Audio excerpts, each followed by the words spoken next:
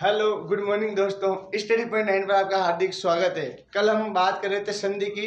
कल हमने बात की थी संधि की परिभाषा, संधि किसे कहते हैं और संधि किन किन शब्दों से मिलकर बनता है शब्द, ठीक है। और उसमें हमने बात की थी कि संधि में छोटी मात्रा और बड़ी मात्रा कब कब आएगी और किन किन अक्षरों के साथ या किन किन नामों के साथ आएगी, वो हमने विशेष रूप से सारणी बनाकर आपको बताया था। आज हम बात करेंगे संधि के वर्गीकरण की, ठीक है। तो आज आप लोगों को संधि का वर्गीकरण स्टार्ट करते हैं। संधि का वर्गीकरण। संधि का वर्गीकरण, ठीक है। थोड़े पेन में मिस्टेक है यार, कोई बात नहीं, एडजस्ट कर लेंगे। हम साथ में बात करेंगे हम संधि के वर्गीकरण की। यहाँ संधि लिख रखा, ठीक है। बात करेंगे संधि के वर्गीकरण में, हम पढ़ेंगे संधि के भेदों का वर्गीकरण, ठीक है। यहाँ लिखो हम इसमें संधि के भेदों का वर्गीकरण, भेदों का वर्गीकरण किया जाता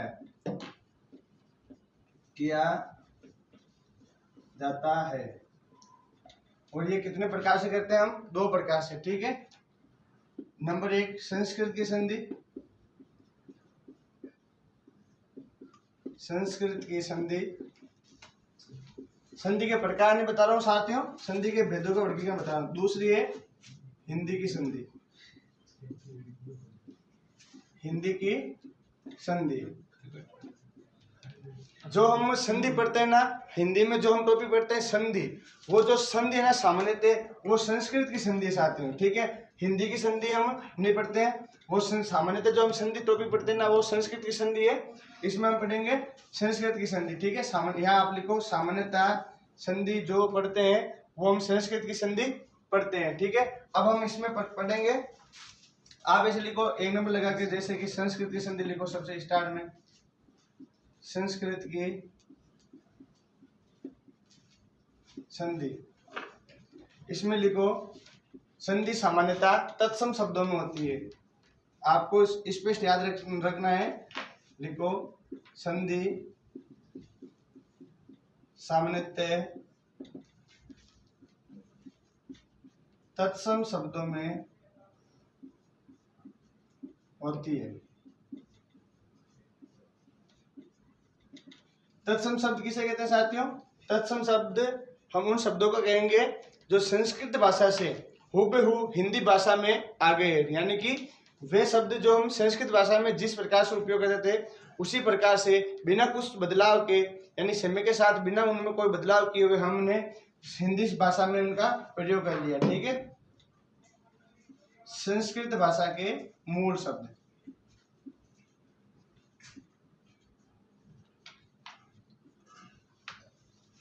बात करेंगे संधि, ये कितने प्रकार से, संस्कृत की संधि कितने प्रकार से होती है? ये 3 प्रकार से होती है। ये 3 प्रकार से होती है। 3 प्रकार कौन कौन से हैं हम आगे बात करेंगे, ठीक है। हमने स्टार्ट में पढ़ा था संधि का वर्गीकरण। इसमें संधि के भेदों का वर्गीकरण किया जाता है, ना कि संधि के प्रकार का, ठीक है। संधि के प्रकार अलग है, वो हम आगे पढ़ेंगे, ठीक है। नंबर 1 संस्कृत की संधि, नंबर 2 हिंदी की संधि। जो हम सामान्यतः हिंदी में संधि पढ़ते हैं वो संस्कृत की संधि होती है, और आज हम संस्कृत की संधि ही पढ़ेंगे। संधि के अंदर जो हम संधि शब्दों को पढ़ते हैं ना वो सामान्यतः तत्सम शब्द होते हैं, ठीक है साथियों। सामान्यतः संधि तत्सम शब्दों में होती है, ठीक है। तत्सम शब्द किन्हें कहते हैं वो हमने पढ़ा था कि जो वे शब्द जो संस्कृत भाषा से हूबहू हिंदी में प्रयोग किए जाते हैं उन्हें हम तत्सम शब्द कहते हैं। और ये 3 प्रकार से होती है। कौन कौन से होती है और किस प्रकार से होते हैं हम बात करेंगे।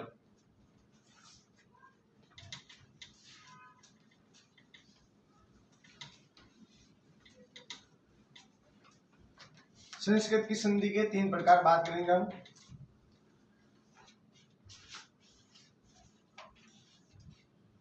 देखो साथियों, सबसे पहले स्वर संधि।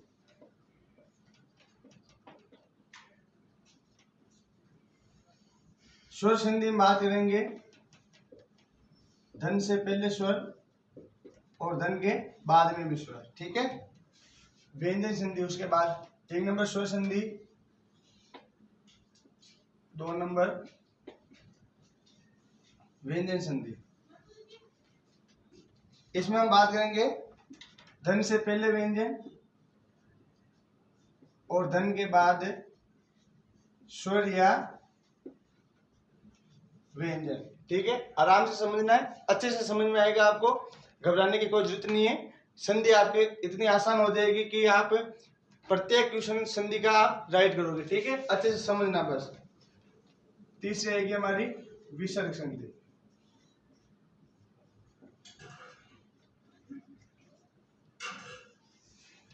विसर्ग संधि में हम बात करते हैं धन से पहले विसर्ग। विसर्ग का चिन्ह ये है, धन के बाद स्वर या व्यंजन, ठीक है। जैसे कोई शब्द है, यानी कि धन से पहले स्वर और धन के बाद में भी स्वर, ठीक है। तो उसमें हम देखेंगे जैसे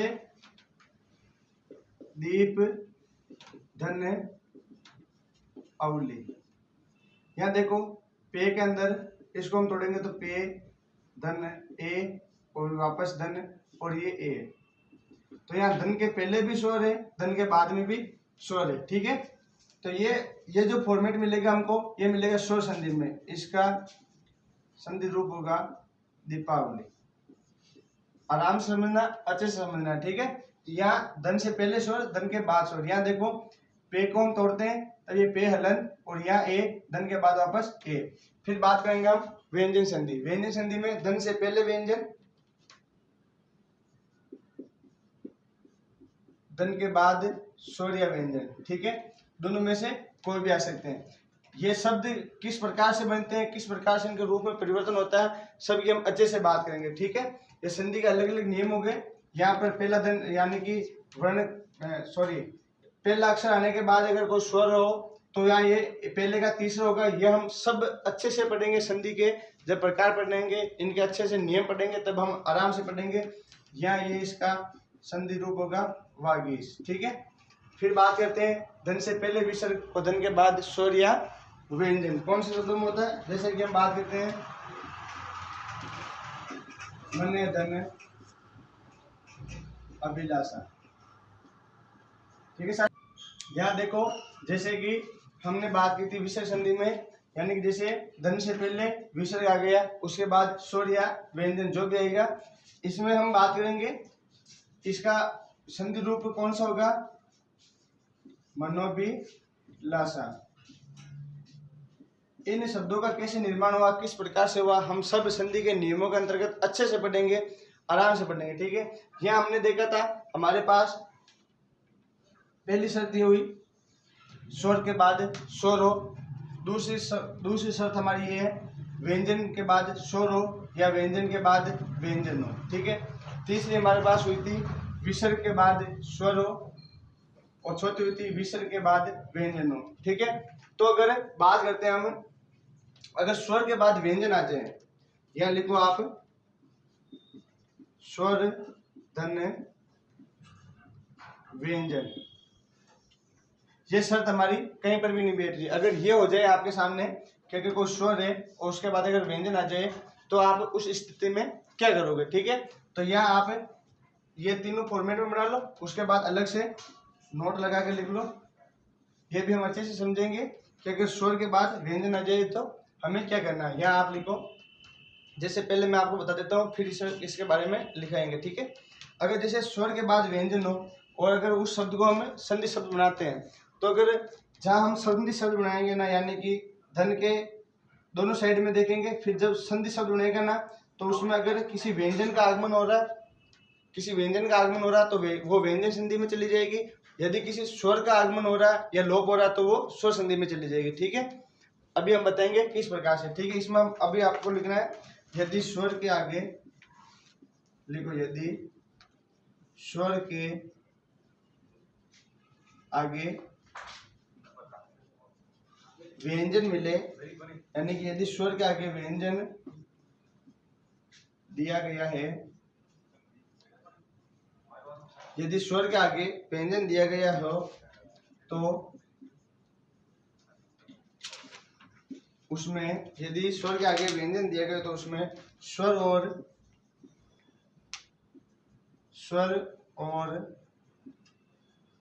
व्यंजन दोनों संधि हो सकती है। देखो साथियों, अगर स्वर के आगे अगर व्यंजन दिया गया हो तो उसमें दोनों संधि हो सकती है, स्वर संधि भी हो सकती है और व्यंजन संधि भी हो सकती है। हम पहचान कैसे करेंगे कि इसमें स्वर संधि है या इसमें व्यंजन संधि है? ठीक है, तो इसमें आप कंटिन्यू लिखिए, संधि करते समय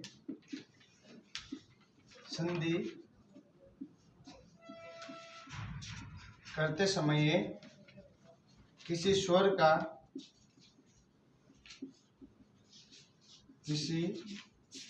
का आगमन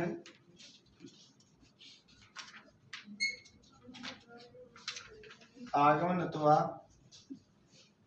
लोप हो तो, किसी स्वर का आगमन अथवा लोप हो तो वहां स्वर संधि होगी। ठीक है,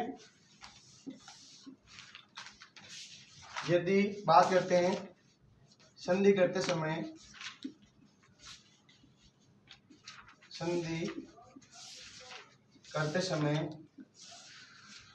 किसी व्यंजन का आगमन अथवा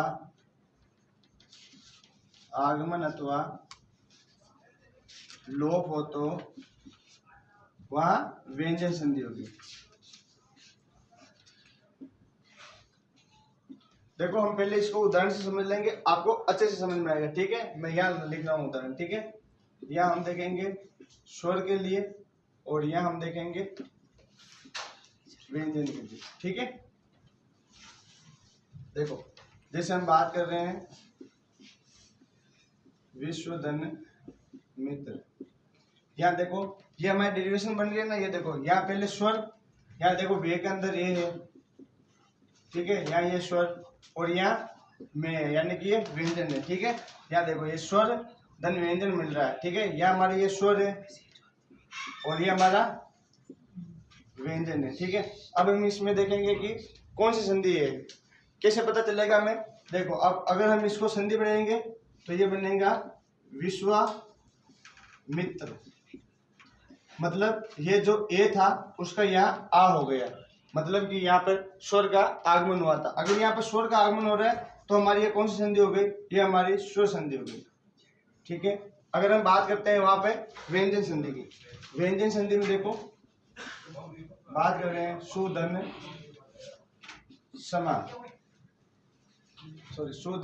समान। यहाँ देखो यहाँ स्वर है, ठीक है, और यहाँ व्यंजन है, यानी कि से हमारा व्यंजन है। और यहाँ देखो साथियों, यहाँ हमारे वही डेरिवेशन बन रही है, जैसे पहले स्वर आ गया उसके बाद हमारा व्यंजन आ गया। हमने बात की थी अगर स्वर के बाद आपको व्यंजन मिले तो आप कौन सी संधि का प्रयोग करोगे वहां पर। ठीक है, यहाँ हमने देखा था स्वर संधि के रूप में, यहाँ पर स्वर के बाद व्यंजन हुआ, अगर यहाँ ए का आ बना, यानी कि किसी स्वर का आगमन या उसका लोप होता है तो वहां पर स्वर संधि होगी।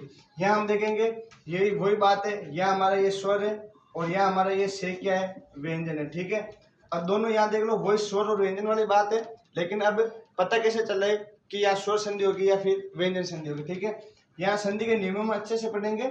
इसको हम अगर संधि विच्छेद को अगर संधि रूप में लेंगे तो ये बनेगा सुषमा। ठीक है, यहाँ देखो इस ए का इस ए में परिवर्तन हुआ, यानी कि अगर किसी व्यंजन या स्वर के अंदर परिवर्तन हो तो वो स्वर संधि होगी, और व्यंजन के अंदर परिवर्तन तो वो व्यंजन संधि होगी। ठीक है, ठीक साथियों, हमने बात की थी स्वर संधि के अंदर, जैसे कि स्वर धन स्वर है तो हमें वहां पर स्वर संधि करनी है।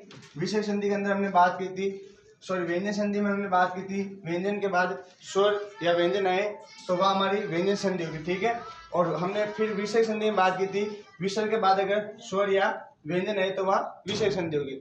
उसके बाद में हमारे पास एक रूप बच जाता है अगर स्वर के बाद व्यंजन है, देखो यहाँ स्वर के बाद स्वर है, यहाँ व्यंजन के बाद स्वर धन व्यंजन है, और वहाँ विसर्ग के बाद स्वर धन व्यंजन है। हमारे पास एक भी रूप ये नहीं मिला कि अगर स्वर के बाद व्यंजन है तो हम क्या करेंगे। ठीक है, यह हमने बता दिया स्वर के बाद स्वर। जैसे हमारे इस पे के अंदर एक बच्चा हुआ है और इसमें यहाँ पर है, यानी कि दोनों स्वर धन स्वर है, यहाँ स्वर और स्वर आ गए तो हमने बात कर ली स्वर संधि हुई। ठीक है, यहाँ व्यंजन संधि में बात कर लेते हैं हम।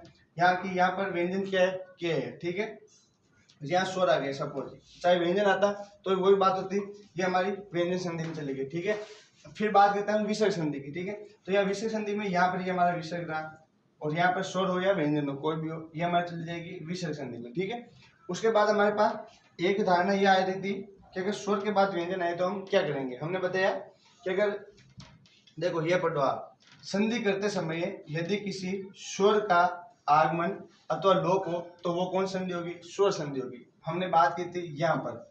ठीक है, जब हमने देखा था विश्व धन मित्र शब्द, इसमें हमने वे को तोड़ा, ये देखो ये हमारा वे था, इस वे को हमने इसे तोड़ा, ये इस ए को बाहर निकाला, मतलब हमारा ये बच गया स्वर धन। इसके बाद मित्र था, ये मित्र, मित्र में यानी कि ये में, ये हमारा क्या हो गया, व्यंजन हो गया। ठीक है, ये देखो ये हमारा स्वर और ये हमारा क्या हो गया, व्यंजन। अच्छे से समझना, अच्छे से समझ में आएगा, आपके घबराने की कोई जरूरत नहीं है। संधि आप इसे चुटकियों में हल करोगे। ठीक है, ये हमारी यही डेरिवेशन बन गई, स्वर धन व्यंजन। ये देखो स्वर धन, ये हमारा व्यंजन। फिर हमें पता कैसे चले कि ये स्वर संधि होगी या फिर व्यंजन संधि होगी। हमने बताया था संधि करते समय अगर किसी स्वर का आगमन हो या किसी स्वर का लोप हो तो वो स्वर संधि में चली जाएगी। हमने बात की थी विश्वामित्र शब्द की। ठीक है, यहाँ ये ए था, इसका यहाँ पर क्या हो गया, आ हो गया, यानी कि यहाँ स्वर का आगमन हो गया ना। ये देखो ए ही था, इस ए का क्या हो गया, आ हो गया, तो ये क्या हो गया, आ हो गया, मतलब ये स्वर का आगमन हुआ, मतलब ये स्वर संधि में चली गई। ठीक है, फिर हमने बात की थी संधि करते समय यदि किसी व्यंजन का आगमन अथवा लोप होता हो तो वो क्या होगी, वो हमारी होगी व्यंजन संधि। बात की थी हमने, इसमें हमने बात की थी सुषमा शब्द की। ये देखो सु धन समा, यहाँ सु में हमारे पास ऊ की मात्रा थी, धन के बाद हमारा से था, ये फिर वही आगे देखो यहाँ स्वर, यहाँ धन, यह हमारा वापस आ गया था व्यंजन। ये देखो ये और ये दोनों डेरिवेशन मिल रही थी। फिर हमने बात की थी पता कैसे करें, यहाँ स्वर संधि होगी या फिर व्यंजन संधि होगी। ठीक है, तो हमने पहले बताया था अगर किसी व्यंजन का आगमन अथवा लोप हो तो वो होगी व्यंजन संधि। ठीक है, ये सुधन समास सुषमा कैसे बना, ये हम नियमों अच्छे से पढ़ेंगे, फिर आपको अच्छे से पता चल जाएगा कि ये किस प्रकार से होता है। ठीक है, यहाँ हमारे इस ए का इस ए में प्रयोग हुआ, मतलब कि व्यंजन में परिवर्तन हुआ। अगर व्यंजन में परिवर्तन हुआ तो ये व्यंजन संधि में चली गई। ठीक है साथियों, ये फॉर्मेट आपको अच्छे से समझ में आ गया होगा। अगर नहीं आए तो आप एक बार वीडियो को एक बार फिर से देखें, अच्छे से नोट करते रहे। साथ में मैं बता रहा हूँ आपको, कभी भी लाइफ में वापस संधि पढ़ने की आवश्यकता नहीं होगी। फिर बात करते हैं हम आगे।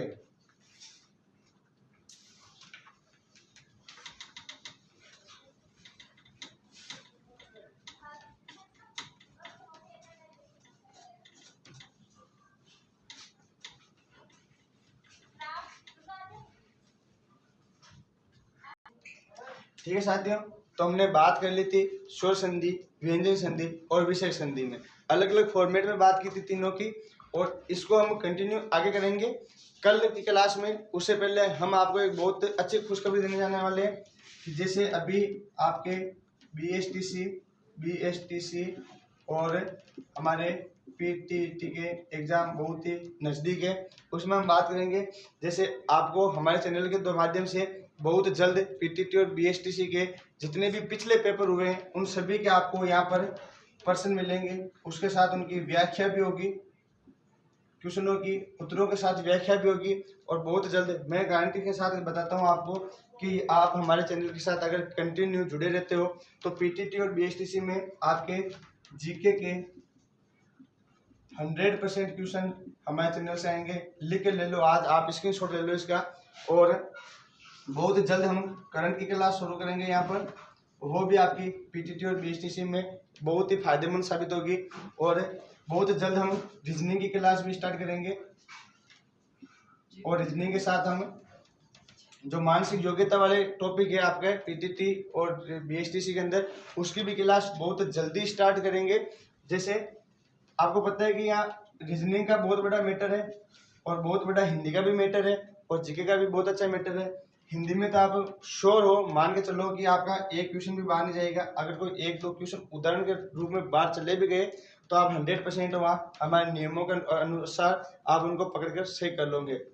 हम एग्जाम से पहले 2 या 3 दिन पहले हम आपको बताएंगे क्वेश्चन कैसे अटेंड करना है और किस पर्सन के, अगर आपको क्वेश्चन नहीं भी आता हो ना तो आप वहाँ उत्तर तक कैसे पहुँचोगे और आपको प्रश्न कैसे अटेंड करना है, एग्जाम में आपको क्या क्या सावधानी रखनी है और क्या क्या गलतियाँ नहीं करनी है। ठीक है, बात कर लें, हम हिंदी की बात कर चुके हैं।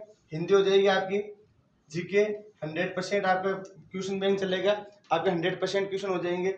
और रीजनिंग की बात कर रहे हैं, रीजनिंग की हम कंटिन्यू क्लास चलेगी और करंट की बात कर रहे हैं तो करंट की भी कंटिन्यू क्लास चलेगी। ठीक है साथियों, तो हम अगली क्लास में मिलेंगे, हिंदी के प्रकारों के रूप में हम अच्छे से पढ़ेंगे। ठीक है, और अगर आपको हमारी क्लास है तो हमारा वीडियो हमारा परिवार स्टडी पॉइंट 9 आपको अगर पसंद आया हो तो आप प्लीज़ वीडियो को लाइक करें, चैनल को सब्सक्राइब करें और अपने दोस्तों के साथ जरूर शेयर करें। आप अपने दोस्तों के साथ शेयर नहीं कर रहे हो, आप हमारे परिवार के अंदर उनको सदस्य बना रहे हो। ठीक है साथियों, जय हिंद, जय भारत।